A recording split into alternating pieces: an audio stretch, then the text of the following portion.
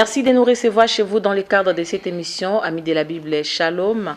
L'honneur est pour nous de vous recevoir. Je sais que vous êtes très nombreux à suivre cette émission, Shalom, de partout où vous nous suivez. Au cours de cette émission, nous allons parler d'un sujet. Il s'agit de détruire les réclamations sataniques. Et sur ce plateau, nous recevons pour vous le pasteur Paul Richard Panzi. Avec cet homme de Dieu, nous allons aborder sur ces sujets.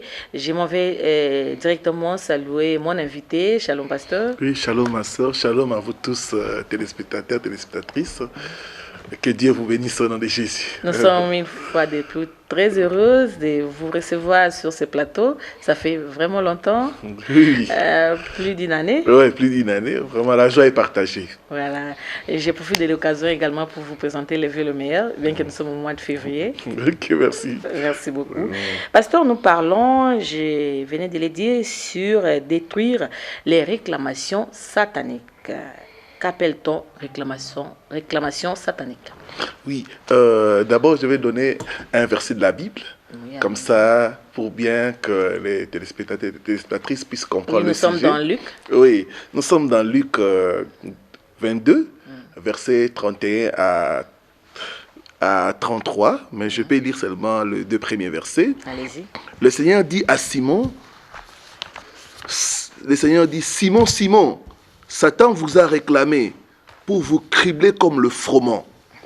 Mais j'ai prié pour toi, afin que ta foi ne défaille point. Et quand tu seras converti, affermis tes frères. Donc là, quand nous parlons de réclamation satanique, d'abord, allons dans les termes réclamés. La réclamation, c'est quoi? C'est revendiquer quelque chose dont l'on estime que l'on a droit. Donc, on réclame quelque chose sur des bases légales. Par exemple, quelqu'un qui a un contrat de travail peut réclamer son salaire. Un homme marié, quand la femme fait une figue, la femme fuit les toits conjugal, l'homme peut réclamer sa femme.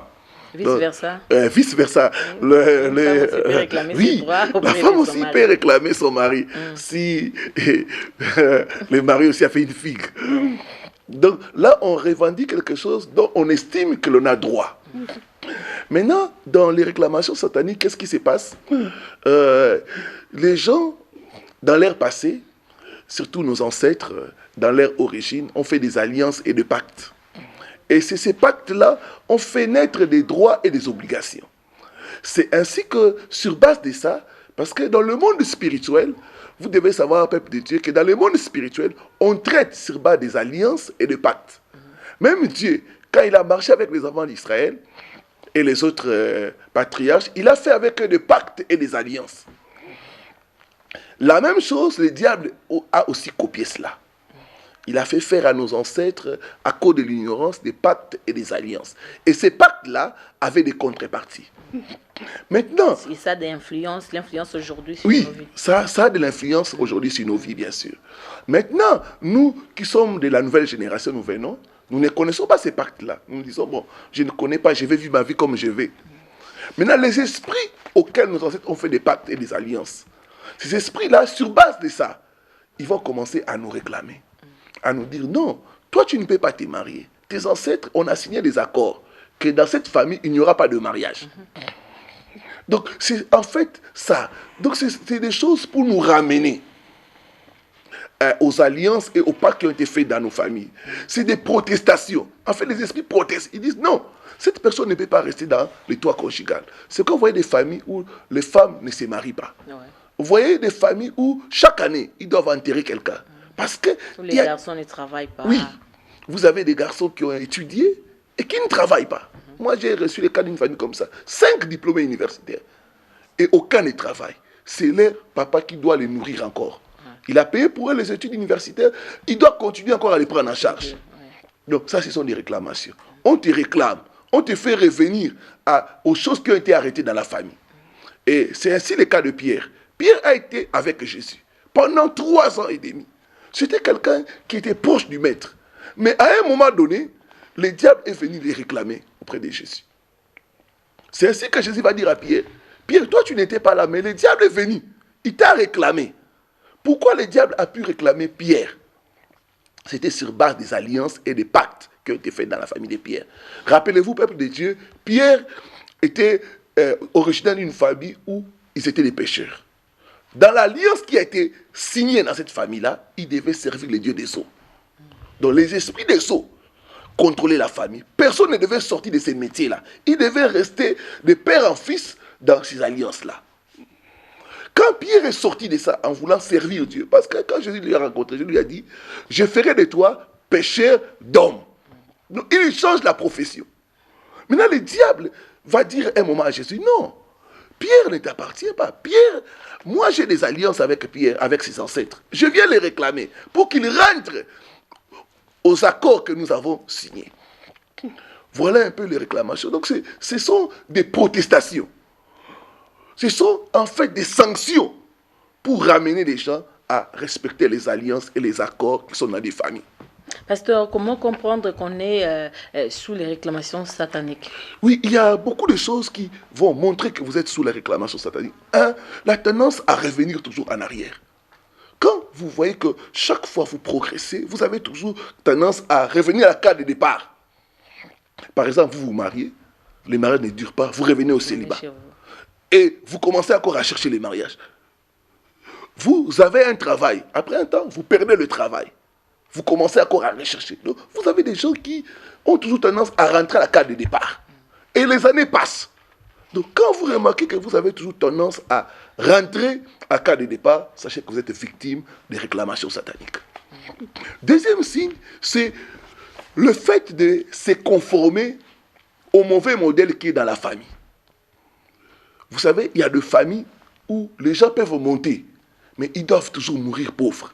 Et vous voyez tout le monde suivre ces scénarios-là. Il y a des familles où les hommes sont des alcooliques et sont violents. Vous voyez, même quelqu'un, quand il est dans le Seigneur, il prie, mais il se conforme au modèle qui est dans sa famille. C'est l'alcool, c'est la violence. C'est comme ça dans la famille. L'impudicité. Il y a des familles où les hommes ne se contentent pas d'une femme. L'homme peut avoir une femme officielle, mais des maîtresses à gauche, à droite. Parce que ces esprits-là le réclament. Donc, la tendance à se conformer au mauvais modèle qui est dans votre famille. Vous voyez que ce n'est pas seulement vous, mais c'est toute la famille. Donc, on vous réclame, on vous réclame. Vous savez qu'il y a certaines familles, quand quelqu'un sort de la parcelle familiale pour aller louer une maison, 6 mois, maman Mireille, c'est trop. Vous verrez la personne, après 6 mois, être fauchée et rentrer. Retourner chez eux. Oui, retourner au bercail. Donc, chaque fois la personne part, la personne doit toujours retourner, Ça, nous pouvons voir que la personne est victime de réclamations sataniques. Troisième chose, c'est au travers les rêves. Parce que nous disons toujours que les rêves montrent les réalités spirituelles. Les rêves peuvent renseigner que vous êtes victime des réclamations. Par exemple, tu es une femme. Chaque nuit, tu vois un homme venir s'accoupler avec toi. Ça veut dire quoi? Cet homme te réclame, il dit, tu es ma femme. Pourquoi tu veux te marier? Pourquoi tu veux... Moi, je t'ai satisfait la nuit. Pourquoi tu cherches d'autres hommes? Donc, ça, c'est une réclamation. Cet esprit vient la nuit, là, te dire que tu lui appartiens, tu es sa femme. Ou quand tu es un homme, une femme vient, il te dit que tu es à moi. Pourquoi tu cherches à aller ailleurs? Pourquoi? Non, moi, je te suffis. Et si tu t'entêtes, tu verras que la personne qui a détruit la personne, a détruit tes activités, à te punir. Ce que tu appelles des sanctions, à te sanctionner. Parce que tu ne veux pas te conformer à cela. Par exemple, il y a des gens, ils ont quitté leur village, ils sont en ville ici, à Kinshasa, mais chaque nuit, ils se retrouvent au village. D'autres ont voyagé en Europe, mais chaque nuit, ils sont à Kinshasa. Donc ça, c'est des réclamations. On dit que toi, tu es ici. Bien que tu as évolué, bien que tu es là, là, ce n'est pas ta place. Donc, on te réclame dans la parcelle familiale. On te réclame au village. On dit, toi, ta vie, c'est au village. Il y a même des ceux qui vivent ça physiquement. Oui. Il y a beaucoup de phénomènes qui se passent. Donc, je dis toujours aux gens, examinez vos rêves. Les rêves des réclamations. Par exemple, il y a des gens, chaque nuit, on les nourrit, on lui donne la nourriture à manger. Ça, c'est une réclamation. On te réclame dans le monde de la sorcellerie. Donc, voilà un peu de choses qui montrent qui peuvent aider nos téléspectateurs à savoir qui sont victimes de réclamations sataniques. Bon, voilà. Maintenant, on est convaincu qu'on est sous les réclamations sataniques. Que faut-il faire dans un premier temps? Dans un premier temps, il y a beaucoup de choses. Parce que la Bible dit, vous connaîtrez la vérité et la vérité vous affranchira. Donc, première chose, il faut prendre conscience. Il faut prendre conscience que l'on est victime de réclamations sataniques. Donc, c'est la première démarche à faire. Donc, la prise de conscience. Parce qu'il y a des gens qui voient qu'ils font du surplace, ils rentrent en arrière, même dans les rêves. Vous voyez quelqu'un qui a fini les études, mais chaque nuit, il est en train d'étudier. La personne dit, non, c'est normal. Non, ce n'est pas normal. Quand tu rentres à un endroit que tu as quitté, ou tu reviens à une activité que tu as abandonnée il y a longtemps, c'est des réclamations. Donc, prendre conscience. Et la prise de conscience vient en suivant les enseignements. Et il y a beaucoup de gens qui ne sont pas enseignés. Parce que beaucoup de gens croient que la délivrance... Après avoir pris la conscience, il faut maintenant aller suivre les enseignements. Oui, suivre les enseignements. Et c'est la prise de conscience même qui amène... c'est les enseignements qui amènent la prise de conscience. Parce qu'il a dit, vous connaîtrez la vérité. Et la vérité vous affranchira. Quand vous entendez les enseignements, il y a la prise de conscience qui vient. Oh, mais comment nous tous... J'étais en train de prêcher ça, j'ai dit, comment vous tous dans la famille, vous devez tomber dans le même trou. Et ça fait révolter un frère qui était là. Il s'est fâché. Il est venu me voir, il dit, pasteur, vraiment ce que tu as dit là, par cet enseignement, j'ai découvert qu'il y a un ça ne va pas dans ma vie. Il y a un ça ne va pas dans ma famille. Donc, la prise de conscience au travers des enseignements. Maintenant, la deuxième démarche à faire, c'est la repentance. D'abord, qui doit enseigner? Oui, qui doit enseigner? C'est l'homme de Dieu ayant la grâce de la délivrance. Parce que, comme je dis toujours, tout le monde n'a pas la grâce de la délivrance. Donc, il y a des hommes que Dieu a qualifiés pour ce ministère de la délivrance. Donc, c'est important de suivre un homme qui a la grâce par rapport à la délivrance, pour vous aider votre famille à sortir de cette situation. Donc, je dis que ce n'est pas tout le monde, c'est les gens que Dieu a oint, que Dieu a donné des capacités pour enseigner dans le domaine de la délivrance. Vous voyez, c'est comme les docteurs, quand tu es malade, tu ne vas pas chez les généralistes.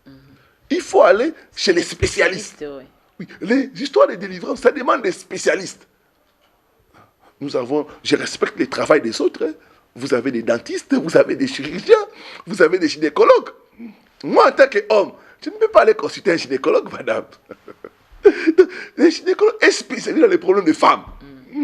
De même aussi, il y a certains pasteurs qui sont spécialisés, par exemple, dans le domaine de la sanctification, dans le domaine de la prospérité, la prophétie. Il y en a d'autres qui sont spécialisés dans le domaine de la délivrance. Comme vous.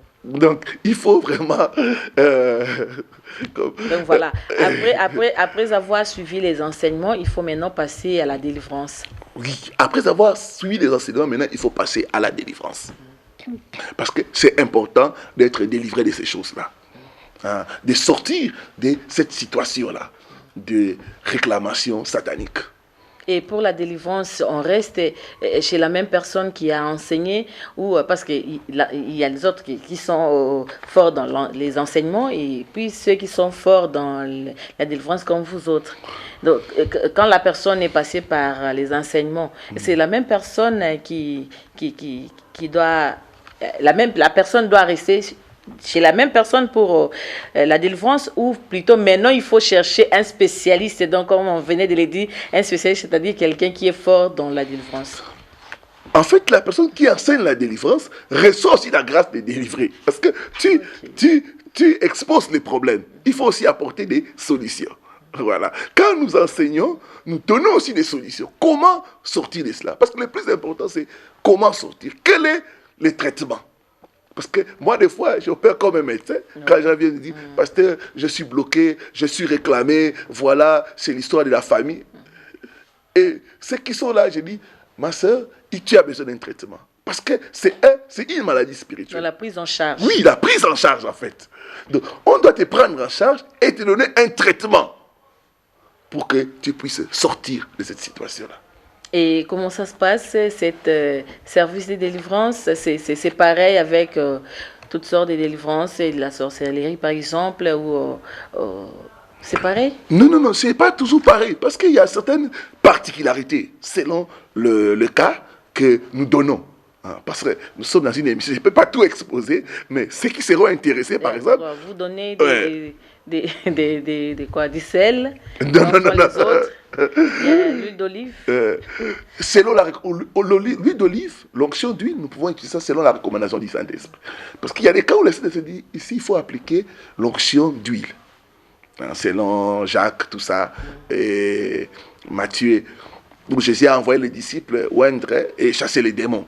Donc, selon la révélation que le Saint-Esprit va nous donner. Parce que quand quelqu'un vient, ce que nous faisons, nous montons aussi auprès du Seigneur pour demander les discernements. Parce que l'homme qui fait la délivrance doit avoir les dons de vision, doit avoir les dons de discernement, pour savoir c'est quel type d'esprit qui est en train d'agir dans la personne. Et aussi, il doit avoir les dons de délivrance, des puissances pour chasser les démons.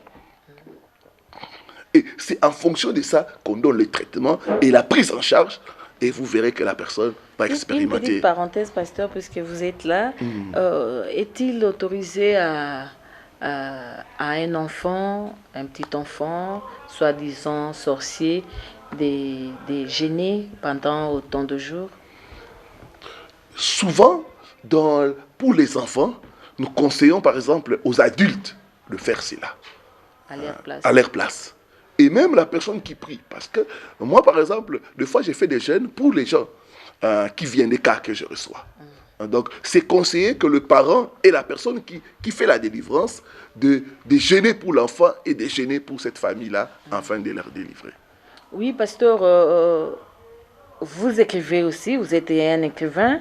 Je crois que vous avez il y a autant de livres et des ouvrages ici devant nous.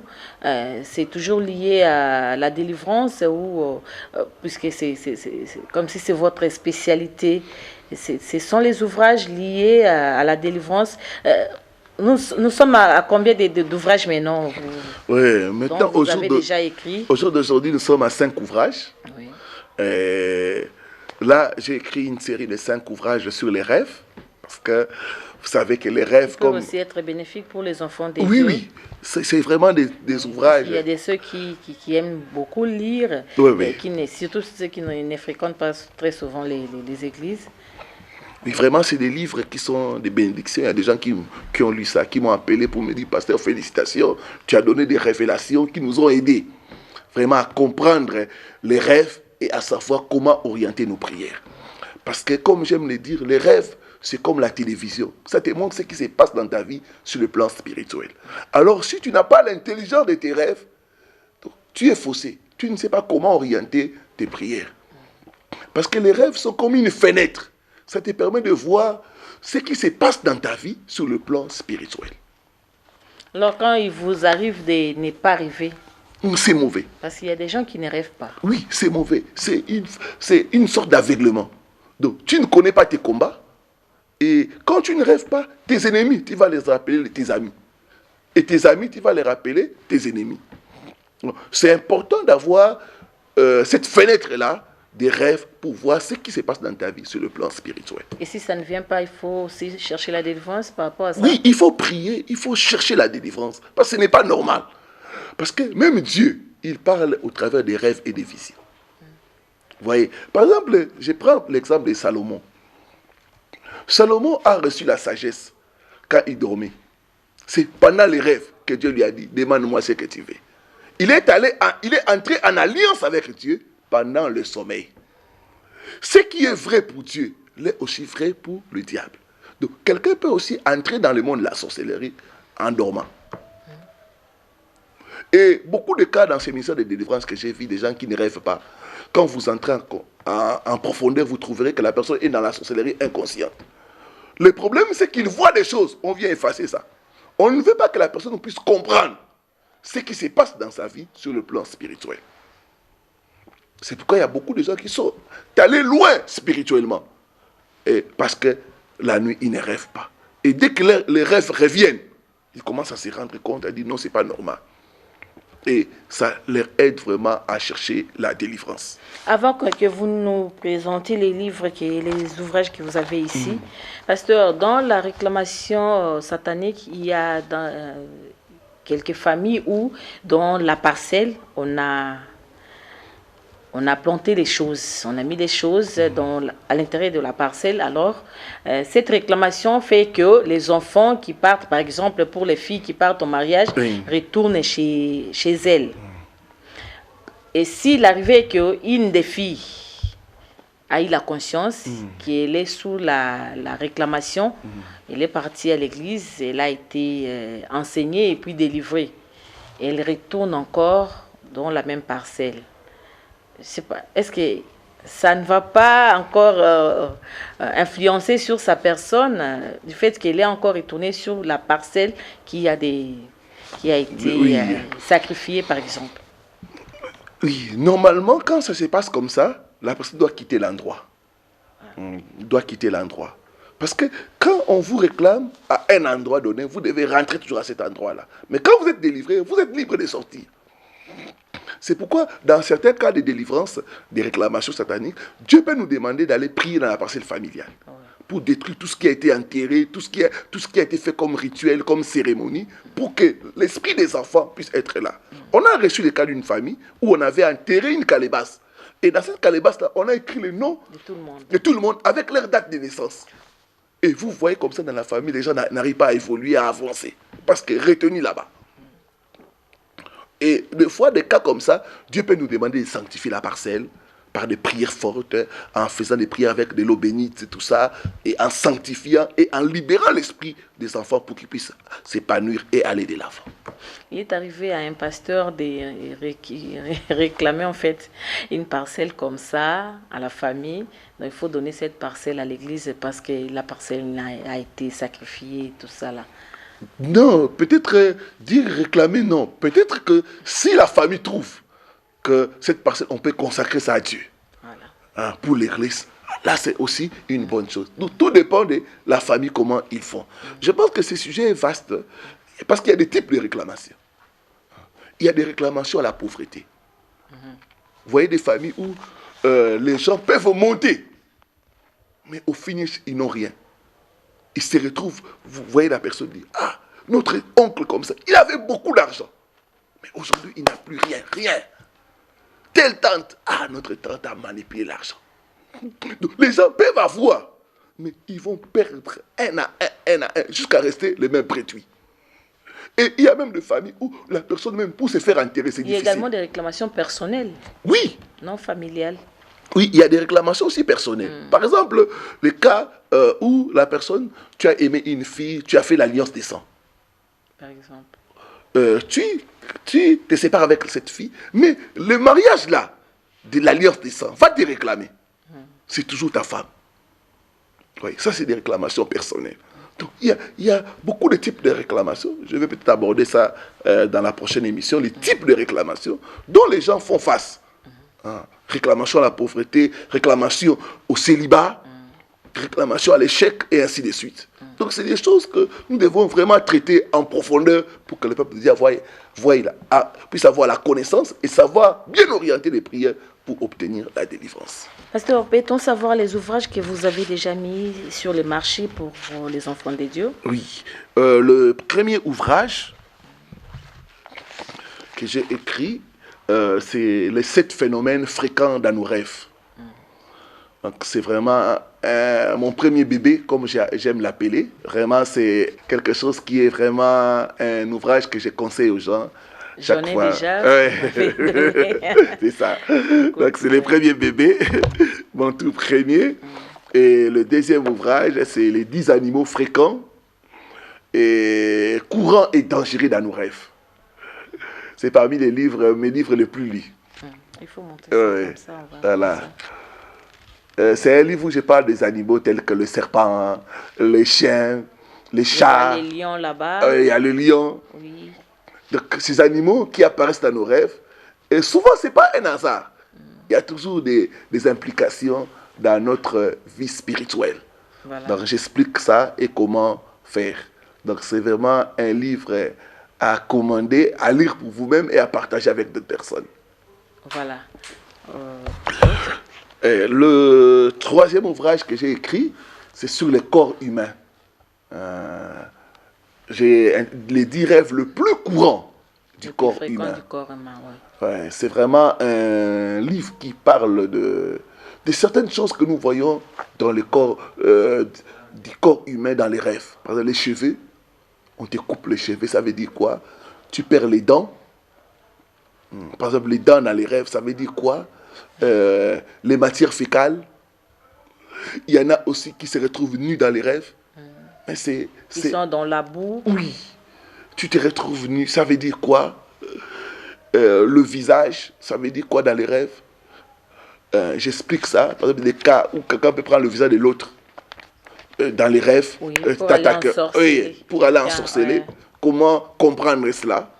Donc, je parle de ça dans cet ouvrage. Oui, et les derniers? Les derniers, c'est les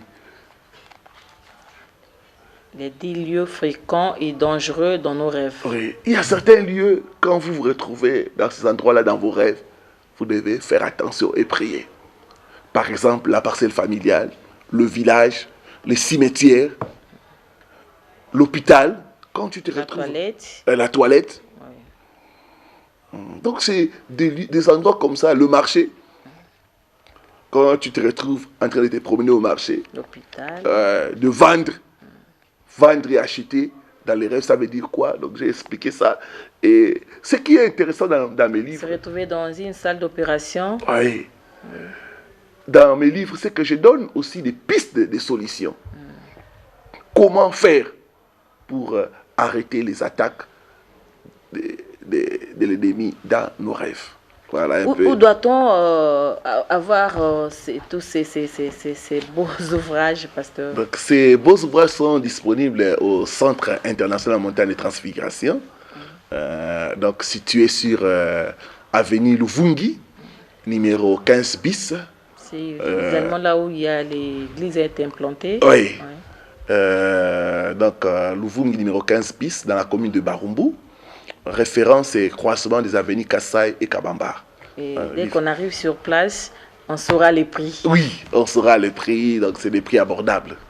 Merci, pasteur. Est-ce qu'on peut avoir votre dernier mot par rapport à ces sujets que nous avons abordés aujourd'hui? Le dernier mot, j'invite le peuple de Dieu à savoir que qui que tu sois, tu peux être victime de réclamations. Si Pierre, qui était proche de Jésus, a été réclamé, vous et moi. Donc nous devons vraiment prendre au sérieux les sujets des réclamations et traiter ces sujets-là par rapport à nous-mêmes et par rapport à nos familles. Voilà, chers enfants de Dieu, le pasteur est disponible par rapport à ça, pour ce travail bien sûr de la délivrance. Et si vous vous sentez vraiment concerné par rapport à ces sujets, n'hésitez pas de contacter les pasteurs. Il venait de donner l'adresse de l'église, si vous pouvez nous répéter, pasteur. Donc, notre adresse, c'est avenue Luvungi, numéro 15 bis, dans la commune de Barumbu. Référence et croisement des avenues Kassai et Kabamba. Et les numéros de téléphone? Numéro de téléphone, plus 243 82 260 87 93. La répétition n'est pas mauvaise. Plus 243 82 260 87 93. C'est aussi un numéro WhatsApp. D'accord. Merci, pasteur. Merci à moi de vous remercier, madame. Merci à vous, chers enfants de Dieu, qui nous avez suivis. Au cours de cette émission, nous avons reçu le pasteur Paul-Richard Panzi, avec qui nous avons parlé de détruire les réclamations sataniques. Cette émission passe en rediffusion le mercredi à 7h30. Merci et que Dieu vous bénisse. Au revoir.